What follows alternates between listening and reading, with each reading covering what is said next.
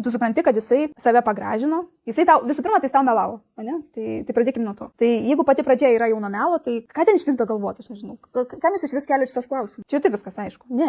Žiūrėkite kito, jeigu jums reikia. Tai mano tokia nuomonė, čia labai daug nėra ką pasakoti. Nepasirašykite ant bet ko. Nu, ta prasme, moteriai reikia turėti savigarbos. Savigarba.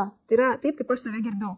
Savigarba yra ir savęs vertinimas, savivertė. Kaip aš save vertinu. Ir nuo to priklauso, koks bus vyras šalia jos. Vat nuo jos savigarbos. Iš tikrųjų taip ir yra. Kuo jinai bus, jinai turi būti, aišku, adekvati, kaip ir, bet kaip visada sakau, geriau yra padidinta savivertė negu sumažinta. Jau geriau, jeigu jinai eina ponė iškėlus galvą, tu čia man netinki, tu netinki, taip yra geriau, negu kad einu nuleidus galvą ir, oi, tu į mane pažiūrėsi, oi, tu mane pažiūrėjai, bet tu gerintis, ai nesvarbu, bet tu mane pažiūrėjai. Nu, va, kad taip nebūtų. Peržiūrėkit savo savivertę, pavyzdžiui, žiūrite savo vyrą ir pažiūrėkit savo savivertę. Kaip jis su jumis elgesi? Reiškia, jeigu blogai su jumis elgesi, reiškia, jūs leidžiat taip su savim elgtis. Jis reiškia, jūs va tokias žaidimo taisyklės pateikėt, gal netgi nesąmoningai, nu, būna ir taip.